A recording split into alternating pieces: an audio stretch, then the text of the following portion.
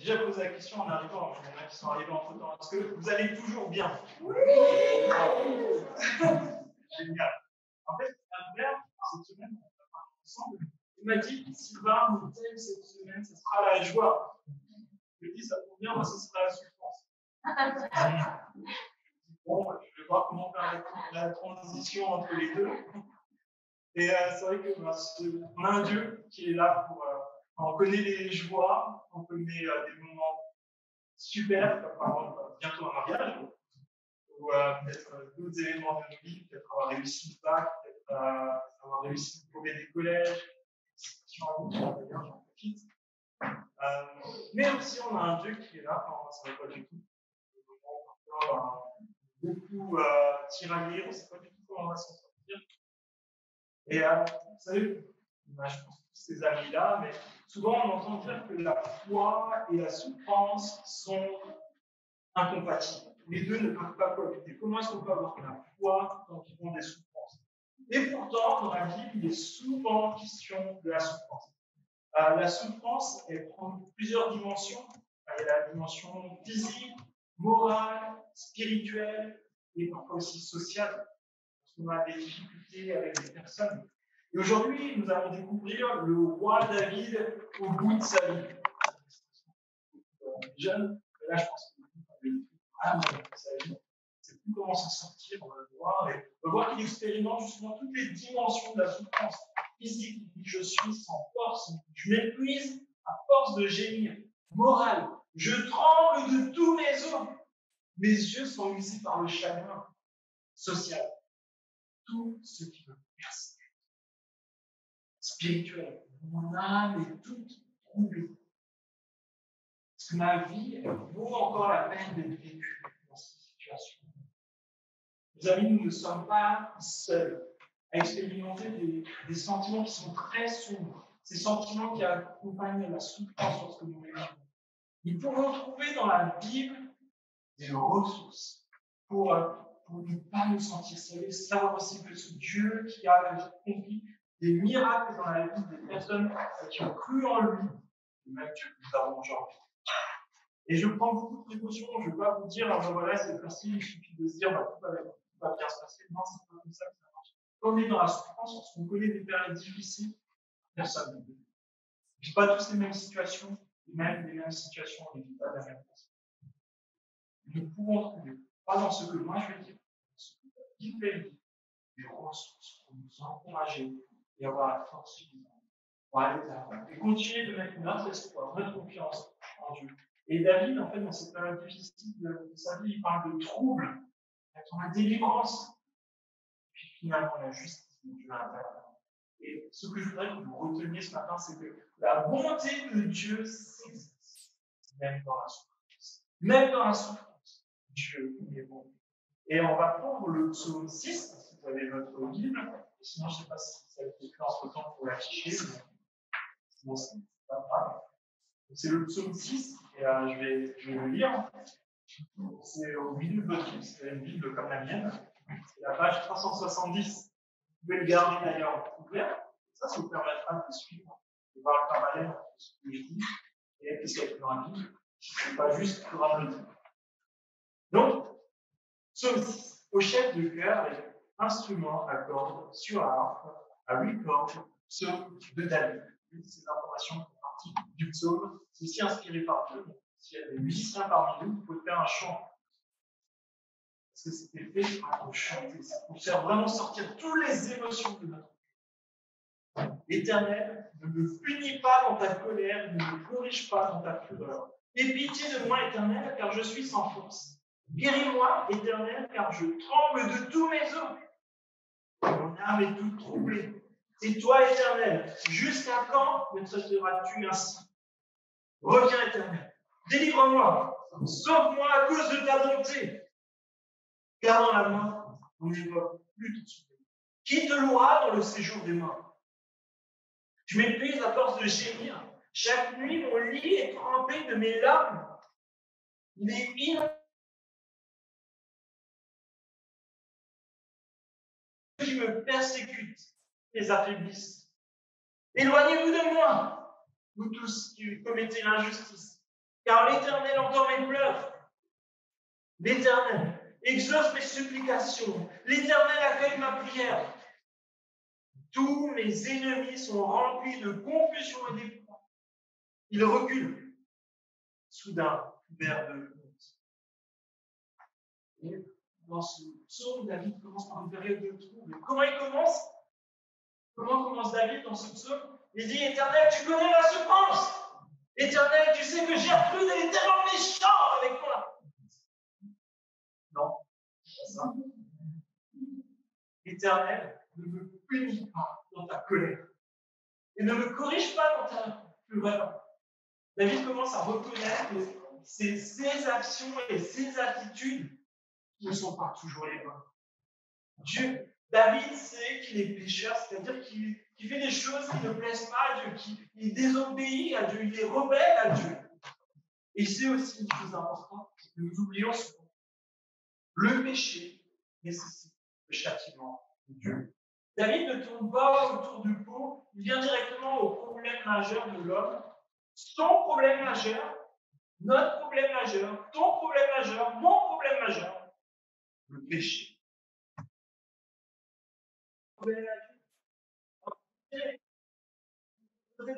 Attends des problèmes, des maladies, un péché. Pardon.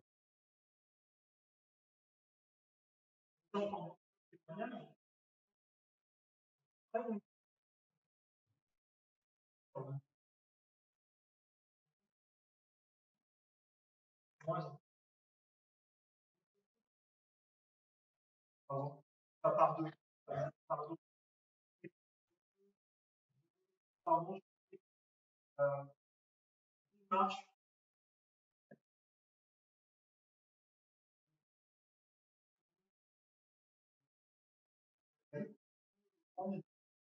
À nous repentir, nous confesser, nous mettre à genoux devant Dieu. C'est ce, comme David dit.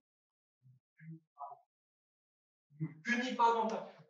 Je me soumets à toi, je vais tout donner. Alors non, ce n'est pas forcément à cause d'un péché que l'on est malade. Alors on va prendre l'exemple de Job, tout à l'heure, on va parler. Non, ce n'est pas forcément à cause de ça. Mais parfois, quand on connaît des périodes de maladie, on peut se poser la question, est-ce qu'il y a des domaines de ma vie qui sont en opposition à Dieu? Vous pouvez par exemple lire l'épître de Jacques, par exemple, avant la lecture de l'huile, on propose d'abord aux personnes de pouvoir se repentir, de faire cette introspection, de demander à Dieu de nous sonder au plus profond de nous-mêmes, pour voir cette chose qui nous plaise. Nous avons besoin de trouver le pardon et la grâce auprès de Dieu. C'est un peu inévitable que Dieu fait de nous sortir de cette fosse. La souffrance est parfois nécessaire pour arriver justement à cette question fondamentale. Et David, il continue et il dit en quelque sorte, et toi, Dieu, où étais-tu? Pour certains d'entre nous, on a pu vivre des expériences comme cela, où on a aussi dit à Dieu, où étais-tu lorsque j'ai connu la maladie, lorsque la douleur m'empêchait de faire le moindre mouvement, lorsque j'ai perdu mon enfant, que j'ai dû l'enterrer moi-même, lorsque l'on m'a trahi, traité injustement et privé des droits auxquels j'avais droit, lorsque mes pensées ne trouvent aucun repos et que ça résonne dans ma tête, que je ne sais plus comment en faire, que je ne trouve pas de repos, lorsque je crie de désespoir, que tu réponds. Où étais-tu, Dieu? Jusqu'à quand est-ce que je vais rester dans cette situation? C'est vrai qu'on peut avoir des attitudes assez diverses par rapport à ça, aussi par rapport à peut-être à nos amis qui n'ont pas encore placé leur confiance en Jésus. Par exemple, pour quelqu'un qui ne croit pas en l'existence d'un Dieu, la souffrance trouve sa finalité en quelque sorte dans la disparition de ceux qui est faible. C'est un équilibre naturel qui se fait afin de laisser la place à ceux qui sont forts et en bonne santé, pour pas qu'ils contaminent les autres. Cette vision est orientée vers l'efficacité, vers une évolution biologique autonome, sans la conduite d'un être supérieur, sans la conduite de Dieu. Et alors, dans ce cas-là, la souffrance et la mort sont nécessaires pour que la vie vers Dieu. Dans cette philosophie, il n'y a pas de place pour Dieu. Et pourtant, combien de fois on entend des personnes qui peuvent tenir ce discours-là? S'il y avait un Dieu, il n'y aurait pas de souffrance. Est-ce qu'on l'a déjà entendu, cela? Est-ce que l'on peut-être moi-même, est-ce que je l'ai déjà dit? Pour autant, devant toute l'infinité, complexité de la vie, aussi la fragilité que l'on observe dans la nature, quand on regarde toute la complexité de notre corps, simplement une feuille d'arbre qui est capable de faire la photosynthèse. Est-ce qu'on entend de temps en temps tout fonctionne car il y a un Dieu? C'est pas équilibré, n'est-ce pas? Ce qui est surprenant, c'est que tout le monde considère la souffrance comme et la mort. Expliquer la souffrance.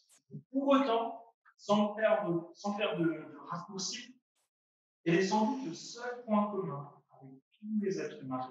À un moment ou à un autre, on est tous confrontés à la souffrance.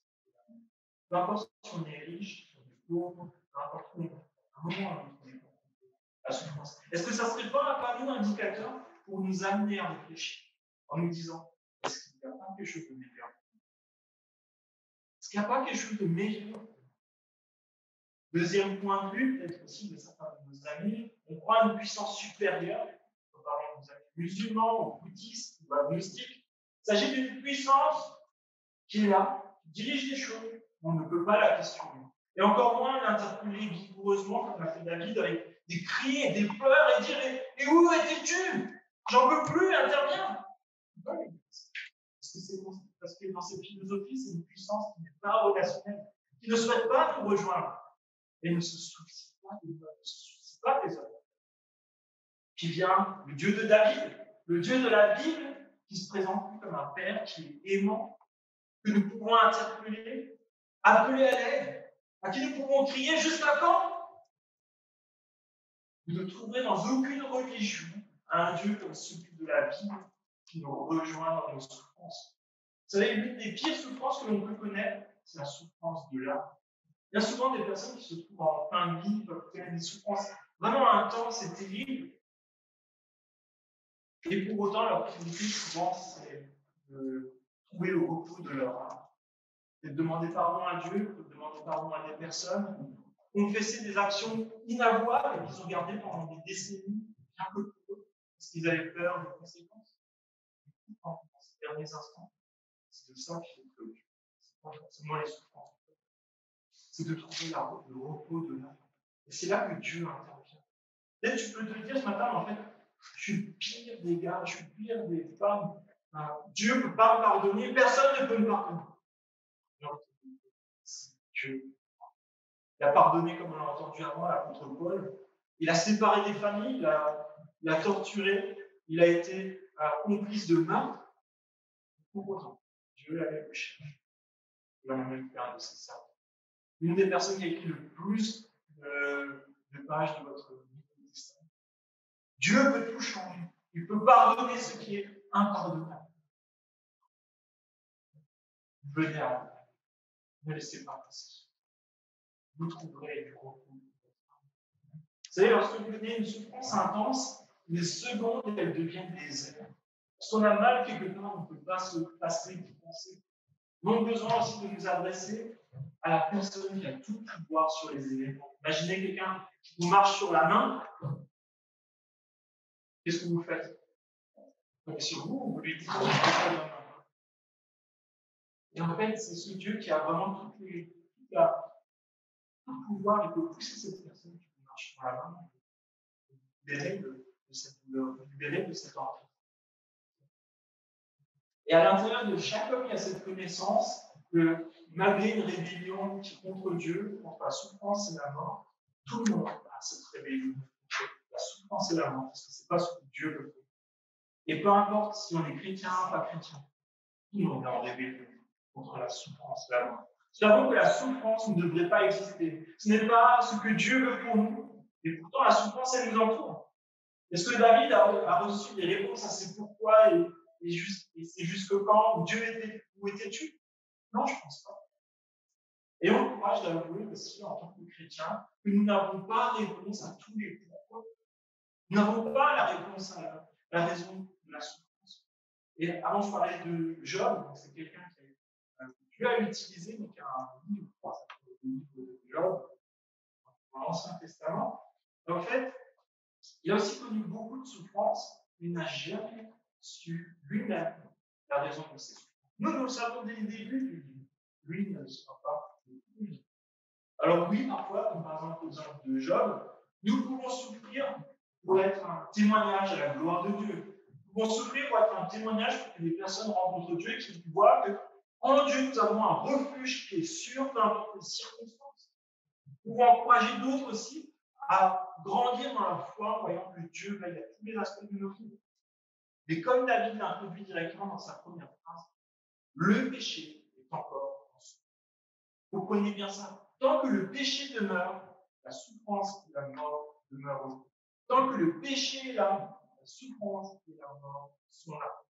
Autant décidé par Dieu et par son jugement, Dieu anéantira le péché et la souffrance. Et aujourd'hui, Dieu guérit les malades, Dieu console, Dieu prend soin de ceux qui souffrent. Nous continuons de voir l'influence du péché dans nos vies et nous continuons de le crier. Jusqu'à quand, Dieu, dois-je vivre cela? Et mes amis, dans tout cela, c'est vers ça qu'il faut faire. Le meilleur est devant. Dieu donne une promesse sûre et certaine qu'à un moment, il sifflera la fin de ce match. La souffrance, la mort, ça sera terminé. Le péché n'aura plus d'incidence dans nos vies, dans le monde. Et toutefois, aujourd'hui, on connaît encore des souffrances, on connaît aussi des incompréhensions. Et dans ces cas-là, nous pouvons nous adresser à Dieu, nous pouvons crier à Dieu, nous pouvons pleurer à Dieu, nous pouvons déverser toutes nos émotions sur Dieu. Lui les entend mieux que même nos meilleurs amis, même nos conjoints. Nous pouvons crier à Dieu. Dire à Dieu notre incompréhension, c'est confesser qu'il y a un Dieu qui a tout compris. À Dieu notre incompréhension, c'est dire qu'il y a un Dieu. Aussi, à ce temps où David attend la délivrance, lorsque nous connaissons la souffrance et l'insatisfaction, souvent, je ne sais pas vous, mais on adopte souvent deux positions. Il y en a une qui consiste à vouloir changer les circonstances, changer les personnes. Alors, c'est souvent des réflexions comme ça qui nous travaillent. Il faut que je change de travail. J'en ai marre. Il faut que je change de voiture, mais roule pas assez vite. Il faut que je change de club de sport. Ils sont pas assez doués, les entraîneurs. Il faut que je change de conjoint. Je ne supporte plus. Il faut que je change d'église. Les gens, ils n'aiment pas assez. Et quand on a ces sentiments qui viennent en nous, et ça traverse chacun de nous notre esprit, c'est qu'on a toujours l'impression que le problème est extérieur. On oublie que le péché est aussi en nous. Ou bien nous nous replions sur nous-mêmes, et là on s'endurcit, on devient fataliste, il fallait que ça arrive, et je souffre. Et parfois, on peut aussi être dans cette période, en fait, on s'apitoie sur nous-mêmes, on peut même y trouver une certaine satisfaction. C'est vraiment un cercle qui nous détruit, c'est la satisfaction dans la douleur. Ou pour certains, on doit rester seul dans mon coin, nous mettre en retrait de tous. Mais que fait David? Il s'adresse directement à Dieu. Dès le premier verset, il trouve en Dieu son confident, celui qui le connaît, celui qui peut le soutenir, celui qui est son refuge, celui qui est son médecin, celui qui est son libérateur. Reviens, Éternel, délivre-moi, sauve-moi à cause de ta bonté. Dans la souffrance, vous pourrez être entouré par des personnes qui nous aiment, et pourtant connaître une profonde solitude. Même la présence de nos familles, de nos amis, savoir que Dieu est là, c'est plus palpable. On peut avoir quelqu'un qui nous tient la main sur notre vie. Il est plus simple. Quand nous connaissons des difficultés, mes amis, ne nous enfermons pas dans notre carrière, entourés de ces pensées sombres. Nous pouvons aussi dire à Dieu, reviens Éternel, délivre-moi, renouvelle mes pensées, rafraîchis-moi. Nous pouvons solliciter la présence et le réconfort, la prière de nos frères et sœurs. Ne vous isolez pas. Ne vous isolez pas dans ces temps. Vous savez, au point de la mort, David supplie Dieu d'intervenir. Dieu le fera. Est-ce que David est gentil? Non. Est-ce qu'il le fera parce que David a fait des bonnes actions? Non. Il n'y a pas de. La Bible, elle dit en Romains 3, verset 22, il dit qu'il n'y a pas de différence. Tous ont péché et sont privés de la gloire. Tout le monde, dès la naissance, est privé de la gloire. Parce que tous sont concernés par le péché. Et ils sont gratuitement déclarés justes par sa grâce. Un cadeau immérité. par le moyen de la libération qui se trouve en Jésus-Christ. La libération elle se trouve seulement en Jésus. Vous trouvez plein d'échappatoires. La libération vient de Jésus. Pas de ce qu'on aura fait, par le moyen qu'on aura pu prendre pour essayer d'oublier les choses. Dieu est bon. Sa grâce est pour nous surabondante. Dieu sauf car il est bon parce qu'il a compassion de nous, mais pour cela il faut se tourner vers nous. On peut se plaindre de beaucoup de choses, mais si on ne se tourne pas vers Dieu, on restera toujours. Un descendant très célèbre de David, je vous laisse deviner qui c'est après, a prononcé ces mêmes paroles. Il a dit « L'heure est venue où le Fils de l'homme doit être glorifié. » Il a dit ça. Jésus-Christ. Il a dit ça un petit peu avant de monter sur la croix. Et il a dit qu'en fait, quand il montera sur cette croix où il va être torturé, il va être mis dans une position honteuse, ça sera pour la gloire de Dieu. Ce n'est pas la position dans laquelle on se trouve qui nous donne notre identité. C'est le fait de gloire à Dieu, peu importe la situation dans laquelle on est. Et il continue. Et il dit, maintenant mon âme est troublée. Et que dirais-je? Père, délivre-moi de cette heure. Mais c'est pour cela que je suis venu jusqu'à cette heure. Cela en Jean 12, 27. Mon âme est triste à mourir, mon âme est troublée. Et Jésus, devant ce moment critique, ce moment de grande souffrance qui fait venir, un moment qui est critique pour l'histoire de l'humanité, un moment qui est le plus important pour toi et pour moi, il est venu manifester la gloire de Dieu et sauver l'humanité. Qui peut entendre cette phrase et considérer que Dieu serait insensible à nos souffrances? Jésus a connu la souffrance, les trahisons, le rejet, il a été battu, il a été abandonné par les personnes les plus proches de lui. Dieu le Père a vu Dieu le Fils, qu'il a aimé de toute éternité. Imaginez, vous avez vécu toute une éternité avec quelqu'un, vous l'aimez et vous le voyez souffrir. Imaginez un père qui voit son enfant souffrir, battu devant lui, revêtu de nos péchés, toutes les immondices. Ça a été versé sur lui, toute notre culpabilité, toute notre honte, tout ce qu'on a pu penser, faire et dire, tout a été déversé sur lui. Puis enfin, il est mort. Jésus sait que ce que ça représente, tout le poids de la colère de Dieu qui nous est destiné, toute la honte qui est liée à nos mauvaises actions, tout ce qu'on a pu penser.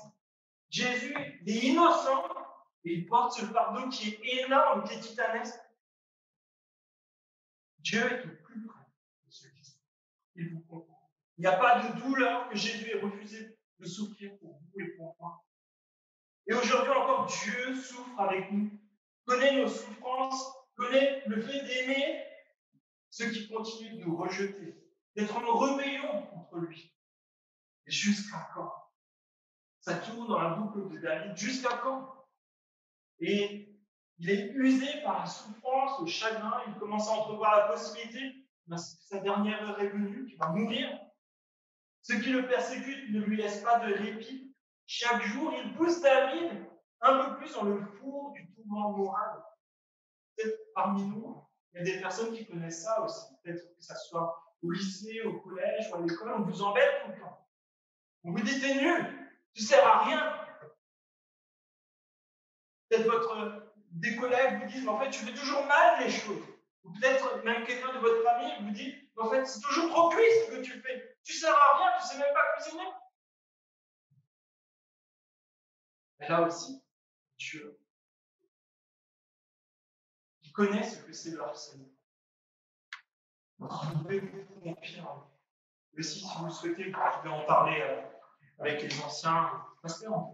Prier ensemble et aussi demander à Dieu qui est de nous penser quelque bien, d'être qu'il se passe quelque chose qui permet de sortir de cette situation. Et enfin, il y a cette attente de la justice. Alors que l'on ne s'attend plus à rien sinon la mort, c'est alors que l'intervention de Dieu se produit. Éloignez-vous de moi, vous tous qui commettez l'injustice, car l'Éternel entend les pleurs. Un changement de situation vient, il y a tout qui est basculé comme un sablier qu'on retourne. Dieu juge les injustes. Dieu entend les pleurs de ceux qui souffrent. l'Éternel exauce mes supplications, l'Éternel accueille ma prière. Dieu entend nos prières, même lorsque nous sommes incapables d'entendre, de voir ou de sentir la présence de Dieu. Dieu entend. Dieu entend tes pleurs, il entend ta prière aussi lorsque peut-être tu es seul dans ta chambre à genoux, lorsque tu cries à Dieu ton ras-le-bol, j'en ai marre, j'en peux plus. Dieu t'entend. Il t'entend quand tu pries pour ton mari qui peut opposer à ta foi ou ta femme qui est opposée à ta foi. Lorsque peut-être ton mari ou ton épouse est malade ou un de tes enfants. Lorsque ton patron, ton collègue est exécrable avec toi tous les jours. Lorsque peut-être tes camarades de classe te dénigrent. Lorsque peut-être même tes enfants te rejettent.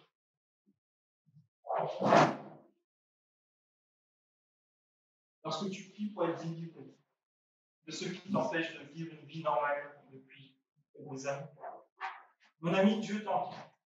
La justice de Dieu se manifestera à un moment ou à un autre, sois-en sûr. Mais quoi qu'il arrive, Dieu punira tous les injustes.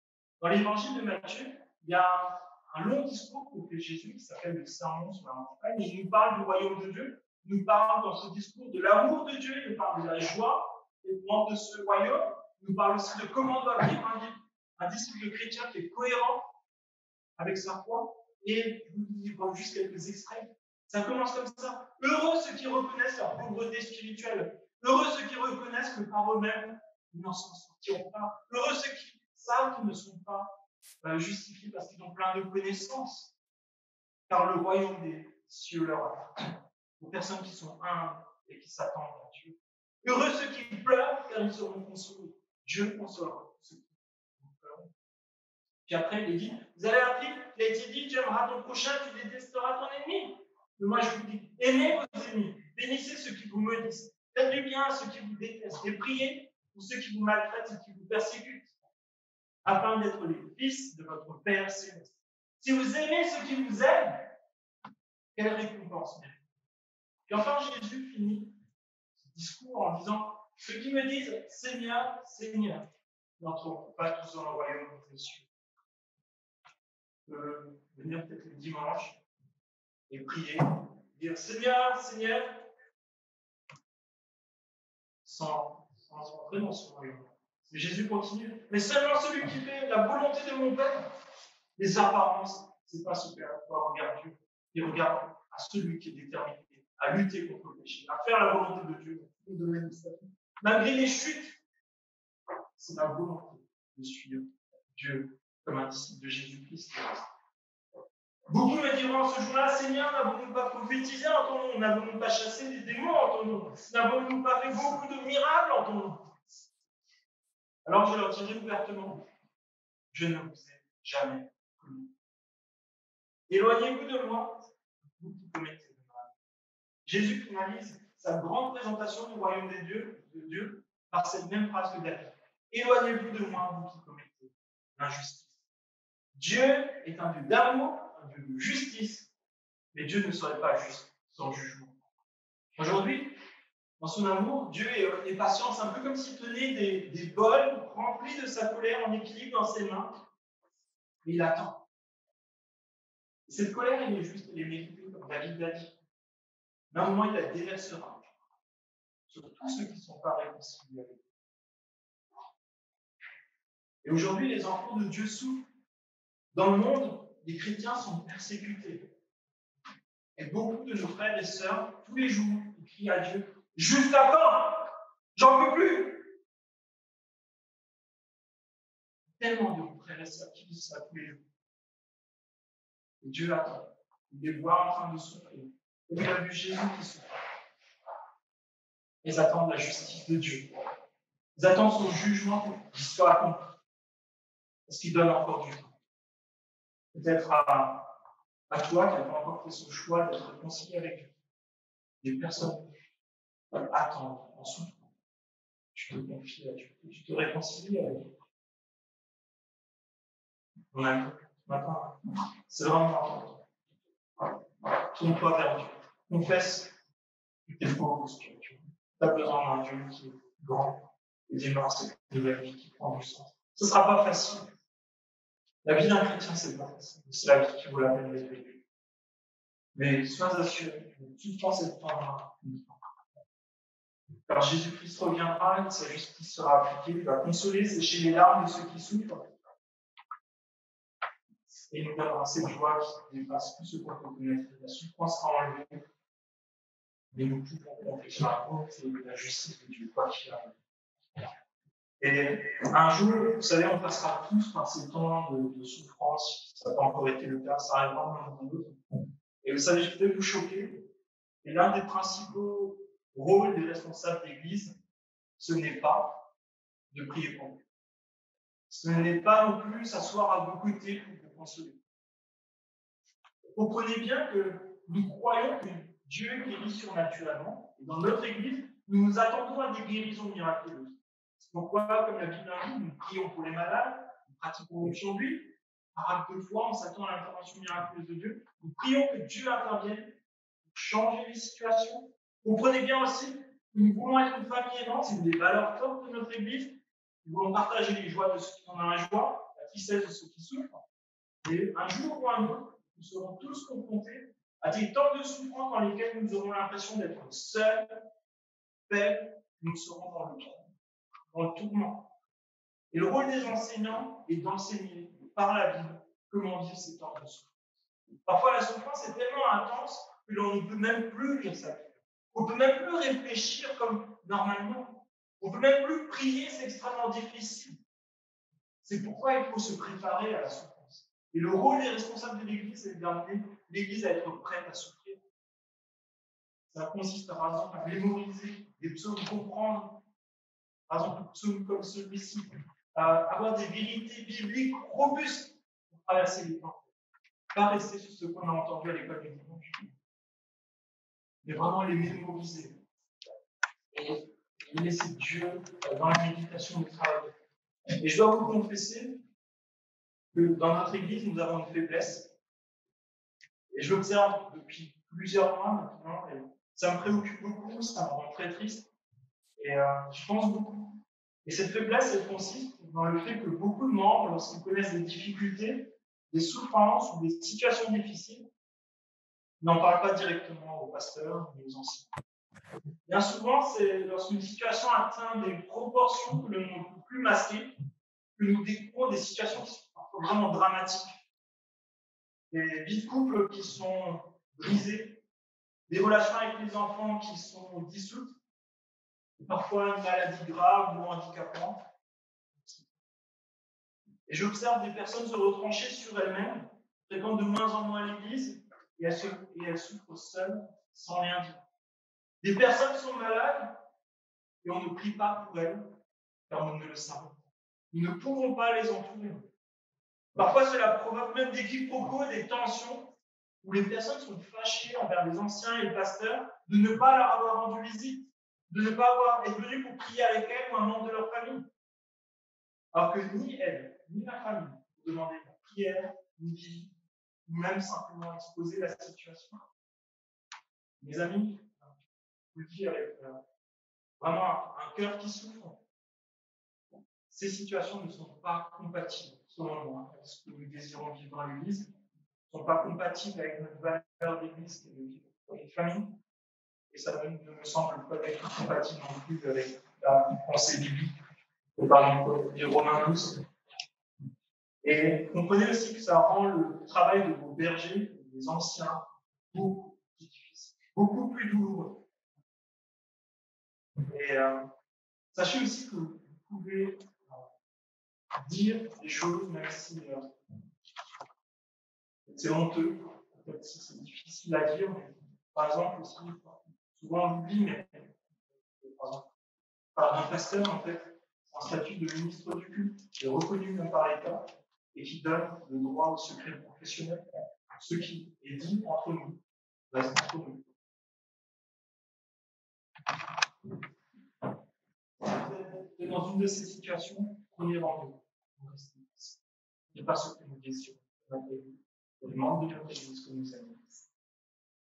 Mais bon, quoi qu'il arrive, on peut toujours être déçu par les hommes, on peut être déçu même par les grands hommes de Dieu, par les anciens, par les pasteurs, par des membres de l'Église. Mais rappelons-nous que nous pouvons compter sur lui, qui est notre refuge. Nous pouvons compter sur sa bonté, sa justice. Et Jésus vient à la rencontre de ceux qui le croient. Il ne reste pas insensible à la souffrance. Pendant ce temps que l'équipe se réinstalle, je vais prier. Peut-être peut juste prendre 1 minute pour peut-être si l'un ou l'autre a besoin de confesser quelque chose à Dieu, peut-être d'assimiler quelque chose, dire, en ces temps-là, peut-être j'ai besoin de confesser tel domaine de ma vie. Peut-être dire que j'étais fâché avec toi, que j'étais fâché avec des membres de l'église ou avec les responsables. Lui poser cela à Dieu. Et juste faire un petit temps ici.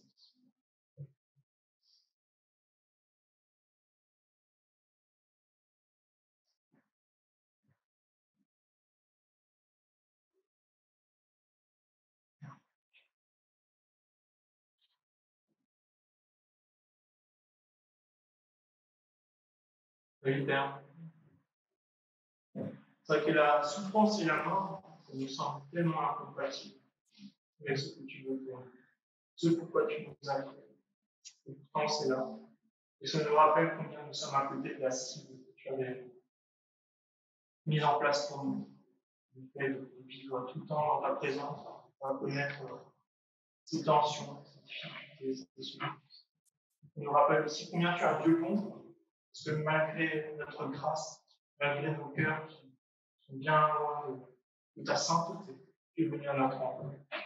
Tu es ce Dieu qui n'est pas lointain, ce Dieu qui a décidé de souffrir.